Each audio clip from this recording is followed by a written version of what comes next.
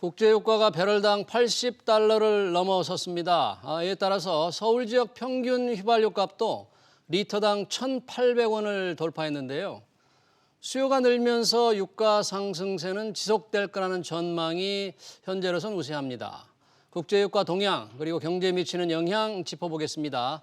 이 자리에 이서해 이컨슈머 에너지 석유시장 감시단 연구실장 나오셨습니다. 이서해 실장은 산업통상자원부 에너지산업전문위원과 탄소중립혁신전략 TF 총괄위원도 맡고 있습니다. 이서해 실장님 어서 오십시오. 네, 반갑습니다. 안녕하십니까. 네. 네, 이컨슈머 연구실장님이신데 이컨슈머가 어떤 곳인가요? 짧게 설명해 주신다면. 네, 저희는 데이터를 기반으로 에너지 시장, 가격 등에 대해서 분석을 하고요. 그 분석한 결과에 대해서 정부에 정책 제안을 하거나 아니면 보도자료로 시민들에게 알리는 그런 역할을 하고 있습니다. 아, 그렇군요. 네. 에너지 상황. 네. 자, 지금 국제 유가가 가파르게 오르면서 배럴당 80달러를 넘어섰다. 네. 지금 어때 뜀박질 하는 게 예사롭지 않습니까? 어떻게 지금 오르고 있습니까? 네, 일단 오늘 아침에 우리나라 주유소 가격부터 살펴보면요.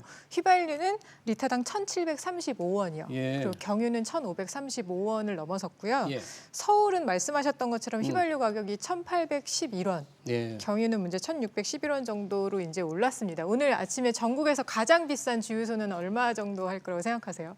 2,000원을 훌쩍 넘었을 것 같아요. 네, 리터당 2,634원입니다. 2,634원. 네, 네. 그렇군요. 그래서 그렇게 많이 올랐는데요. 네. 이제 예. 작년에 코로나 사태로 국제유가가 많이 하락했었을 때 예. 가장 최저가였던 것이 5월 3주거든요, 작년에. 예. 이제 그때와 이제 비교를 해보면 예. 휘발유, 경유 다 리터당 한 480원 정도 올랐어요. 그러니까 이제 우리가 만약 50리터를 넣는다고 생각하면 예.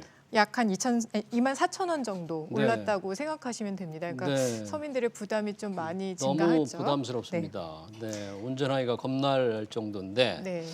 지금 유가도 오르지만 최근에 네. 천연가스 값이 더 큰 폭으로 뛰고 있다. 그런데 천연가스 상승폭은 어떻습니까? 네, 말씀하신 대로 이제 국제유가보다 예. 더 가파르게 상승하고 있는 것이 천연가스인데요. 이제 국제유가가 작년 대비 오른 것보다 2배 이상 천연가스가 올랐습니다. 예. 그래서 오늘 아침에 미국의 헨리허브에 따르면요, 예. 어저께 천연가스가 음. MMBTU당 5.09달러로 마감을 했는데요. 예. 연초에 2.58달러였던 걸 생각하면 그것보다도 2배 이상이 배 오른 이상 건 올랐네. 거죠. 네, 네. 근데 이제 유럽에서 사실 재생에너지를 이제 좀 확대를 했는데 예. 생각보다 재생에너지 생산이 이제 예상했던 것만큼 생산이 안 되면서 전력 생산이 천연가스를 안 네네. 되니까. 그래서 이제 천연가스를 좀 더 수입을 러시아에서 하려고 했거든요. 예. 그래서 이제 최근에 러시아의 푸틴이 예. 이제 우리는 천연가스 공급을 늘려서 가격을 좀 안정시키겠다라고 며칠 전에 발표를 했었는데 네, 보도를 봤습니다. 네, 근데 오늘 아침에 이제 또 다시 나온 보도를 보니까요. 그럼에도 불구하고 천연가스 공급량을 동결을 시키는 바람에 오늘 아침에 또 천연가스 가격이 또 18% 이상 올랐습니다. 푸틴 대통령은 천연가스 공급을 늘린다고 했는데 네. 정작 천연가스를 공급하는 회사는 네, 늘리질 않았군요. 네네. 그래서 천연가스 값이 더 뛰고 있다. 네, 근데 이제 네. 우리나라도 이제 겨울에 이제 난방 수요가 좀 많아질 텐데 아무래도 이렇게 가격이 오르면 도시가스 요금이 이제 영향을 미칠 것이라서 또 네. 도시가스 요금이 상승이 될 가능성도 있고요. 네. 그래서 이제 정부에서는 천연가스에 대한 할당 관세를 0%로 유지를 해달라라고 해서 이제 기재부와 산업부가 이 부분에 대해서도 논의를 하고 있는 것으로 알려지고 있습니다. 네. 네. 기름값, 유가도 휘발유 값도 오르고 천연가스 값도 오르고 서민들의 호주머니 사정이 더욱 팍팍해질 것 같은데요. 네. 유가 상승세가 그런데 네. 좀 계속 갈 것 같습니까? 네, 아무래도 이제 유가는 수요 공급에 의해서 움직이는데 수요가 이제 코로나 상황이 조금 나아지면서 수요가 이제 증가를 하는 반면에 공급은 그만큼 따라가질 못하고 있어요. 그래서 사실은 이제 이런 그냥 경기 순환적인 문제라면 예.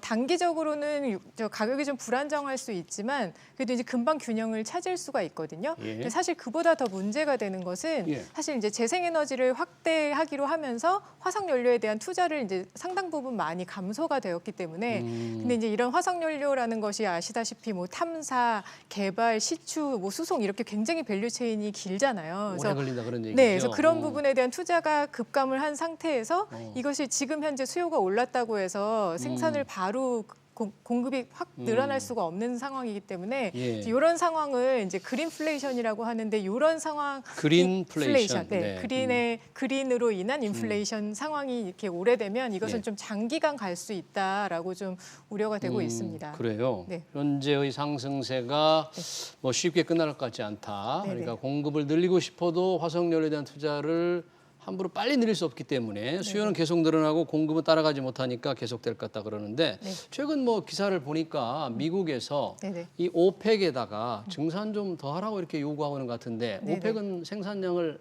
더 안 늘리나요? 네네, 지금 이제 말씀하셨던 것처럼 미국에서는 아무래도 글로벌 경기를 생각을 해서 네. 오펙에게 좀 공급량을 좀 더 늘렸으면 하고 요청을 했는데요. 이제 산유국 입장에서 저희가 보면 네. 작년 같은 경우에 국제유가가 급감을 하면서 네. 이제 손해를 보고 이제 생산량을 줄였어요. 그러니까 이제 지금 이런 상황에서는 이게 다시 코로나 상황이 어떻게 될지 모르는 상황에서 생산량을 늘렸다가 또 다시 수요가 줄어들면 본인들이 이게 손해로 돌아오기 때문에 약간 그런 트라우마도 있는 것 같고요. 네. 또 작년에 입었던 손해를 이번 기회에 조금 만회를 하려는 그런 분위기도 있어서 네. 사실 어떻게 보면 국제유가가 100달러 가기 전에는 증산하지 않을 것이라는 분석도 나오고 있습니다. 그래요. 수요는 계속되는데 네. 굳이 더 가격을 네. 다르게 떨어지도록 늘릴 필요가 없다. 없다. 네네. 예, 이 가격을 좀 유지를 하기를 원하는 거군요. 네네. 그래서 유가 상승이 계속될 거다. 그러면 실장님 시장에서는 그러면 국제 유가 어떤 전망이라고 합니까? 뭐 네네. 중장기의 전망을 어떻게 하고 있습니까? 그러니까 지금 최근에 이제 굉장히 유수의 그런 어떤 전망 기관에서는 이제 국제유가가 연내 100달러 이상 갈 것이다. 예. 또 그게 그치지 않고 내년에는 200달러까지 갈 것이다라는 전망도 나오고 있습니다. 200달러까지. 네, 그래서 네. 이제 작년에 보면 이제 그 서부 텍사스 원유가 선물 가격이 마이너스로 잠깐 갔던 적이 있잖아요. 그런 그래서 적이 이제 있었죠. 깜짝 투자자들이 놀랐는데. 콜옵션을 이제 굉장히 줄였었다가 예. 지난달부터 이제 다시 콜옵션을 많이 하고 있는데 그 투자가들도 이제 100달러 이상 간다는 것에 투자를 많이 하고 있고요. 내년에 200달러에 갈 것이라는 부분에 대해서도 최근 이제 그렇게 옵션 투자를 하는 사람들이 그래요? 나타나고 있다고 합니다. 그러니까 유가 상승을 기대하고 네. 뭐 100달러, 150달러, 200달러의 그런 옵션을 사는 사람이 굉장히 많아요, 지금에?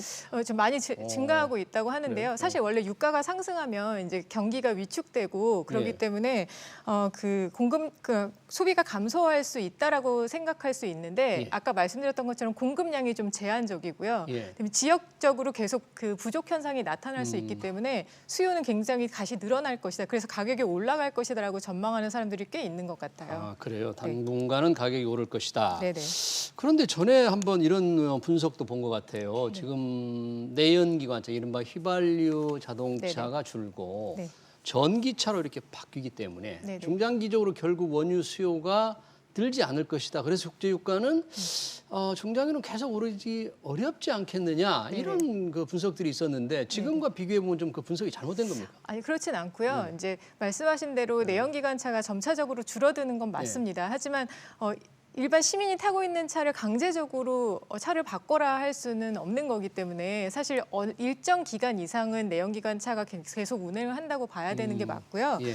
이제 우리나라에서도 지난주에 그 NDC 상향안을 발표를 했는데 그 결과에서도 보면 내연기관차를 2050년에 이제 3% 내진 0%까지 가겠다라고 한 거 보면 2050년이네요. 네, 2050년까지는 어쨌거나 내연기관차가 운행을 할 거라고 예상이 되고 있고요. 네. 그래서 이제 이런 결과를 바탕으로 이제 국제에너지기구에서 석유 수요에 대해서 예측을 한 바에 따르면 예. 넷째로 2050년에 탄소 중립이 된다고 하면 말씀하셨던 것처럼 수요가 0이 되니까 가격이 배럴당 20달러까지 내려가지만 배럴당 20달러 20달러까지 정도. 내려갈 수 있는데 네. 이제 지금처럼 우리가 그냥 지속 가능한 생산에 대한 약간의 노력하는 정도라고 하면 배럴당 50달러.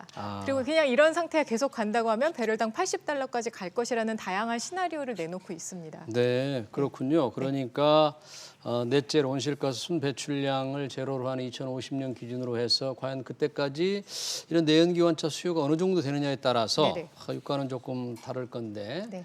일단 그 정도까지 장기 전망은 투자자나 소비자들도 조금 그렇게 어떤 신뢰도가 조금 어떨지 모르겠는데 하여튼 중장 당장 내년 이런 때까지는 네. 오를 거라는 전망이 압도적으로 지금 현재로서는 네네, 많은 맞습니다. 거예요. 네네. 지금 이제 아까 말씀드렸듯이 어쨌거나 지금 공급과 수요가 좀 불일치가 일어나고 있기 때문에 그리고 이제 아무래도 천연가스가 아까 가격이 많이 올랐다고 했잖아요. 그래서 좀 천연가스를 그 발전할 때 사용하는 국가에서 대체제로 또 석유를 사용할 수 있거든요. 그러니까 그런 것까지 겹쳐지면서 올 겨울에 이제 또 예상보다 추워질 것이다. 그러면은 결국은 천연가스나 원유 수요가 네. 굉장히 증가할 것이기 때문에 네. 당분간은 좀 오른다는 전망이 좀 지배적입니다. 네. 그 유가가 오르면 뭐 서민 생활도 힘들지만 이제 인프레를 더 네. 심화시키고 악화시킬 텐데 또 경제에 영향을 미치는 게 어느 정도나 영향을 많이 줄까요?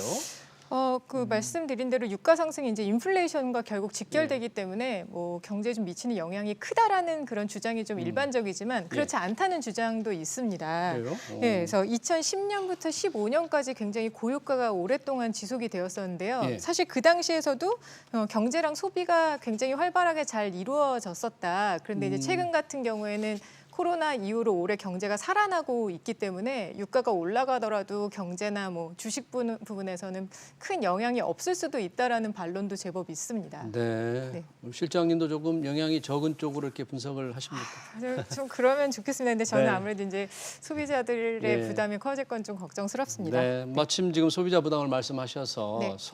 제가 아까 서울 평균 휘발유 가격 리터당 지금 1,800원을 넘어서니까 네네. 정말 자동차 기름 넣기가 겁난다 이런 분들이 많거든요. 뭐 네네. 정부가 이런 서민들의 부담을 줄여주기 위해서 유류세를 낮출 것이다 이런 걸 조금 거의 공식화하는 것 같아요. 네네네. 그런 방향으로 지금 시급히 필요합니까? 어떤 방향이 필요할까요? 네, 이제 오늘 아침에 네. 이제 유류세를 낮추겠다라고 발표를 하셨는데요. 네. 이제 그 방식은 홍남기 부총리. 네네. 네. 2018년에와 비슷한 방식으로 리터당 얼마를 인하하겠다 이런 방식으로 하시겠다고 하셨어요. 네. 근데 이제 지금 아시다시피 2018년에 유류세 인하를 했던 때보다 가격이 더 높거든요. 그래서 예. 사실 유류세를 인하해서 좀 이제 서민들의 부담을 줄여주는 게 필요하고요. 특히 이제 코로나 때문에 경제에 힘드신 분들도 많은데 예. 저는 그보다 더 근본적인 것은 예. 이제 지금 우리가 어쨌거나 탄소 중립으로 가기로 결정을 하면서 에너지 원간의 이제 균형을 좀 맞춰야 되는데 예. 그런 전체적인 큰 틀에서 가격 구조를 좀 잘 살펴보면서 네. 지금 사실 현재 유류세 안에는 법정세와 탄력세라는 부분이 있는데요. 법정세와 탄력세. 네. 그래서 이 탄력세 부분에 대해서 예. 가격이 올랐을 때는 탄력세를 줄여주고 예. 가격이 내렸을 때는 탄력세를 이렇게 올리는 가격 시스템을 좀 구조적으로 이렇게 정확하게 만들어서 그러니까 소비자 입장에서도 이제 가격이 어떻게 되겠구나 하는 좀 예측을 가지고 현명하게 소비를 하고 정부에서도 그런 부분에 대한 소비자 부담을 좀 줄여두는 방법으로 가면 좋을 것 같습니다. 네, 그러니까 기름값이 올랐다고 일시적으로 유류세를 일시적인 기간만 내리는 이런 네네. 것보다는 네. 탄력세 체계를 조금 효율적으로 운영을 잘, 하자 뭐 네네. 그런 거군요. 네네네, 근데 방금 말씀하신 대로 이게 지금 탄소 중립 때문에 석유를 조금 덜 쓰는 뭐 네네. 그런 것 때문에 유류세를 낮추는 데에 대한 혹시 반발은 없을까요? 네, 맞습니다. 그러니까 사실 정부에서도 그 부분이 굉장히 부담스러운 것 같고요. 이제 아까 미국 입장도 말씀하셨는데 미국 또한 이제 지난 트럼프 대통령 때는 이제 더 석유, 화석연료 수요를 더 증가하는 쪽으로 네. 갖고 갔지만 바이든 대통령 오면서 탄소 중립을 실현하기 위해서는 이제 석유류 제품을 다 사용을 줄여야 된다 예. 이렇게 했고 우리나라에서도 마찬가지로 그런 부분에서 반대하시는 분들도 있는데요. 사실은 이제 그건 장기적으로 어떻게 보면 효율적인 기술이 조금 더 해결이 해줘야 될 문제이고요. 네. 지금 당장은 이렇게 급격하게 올랐을 때는 조금 부담을 줄여주기 위한 정부의 노력이 이게 좀 필요하다. 필요하다고 생각합니다. 네, 지금까지 국제유가 동향 유류세 인하 방안 토론 잘 들었습니다. 이서혜 이컨슈머 에너지 석유 시장 감시단 연구실장이었습니다. 시장님 고맙습니다. 감사합니다. 네.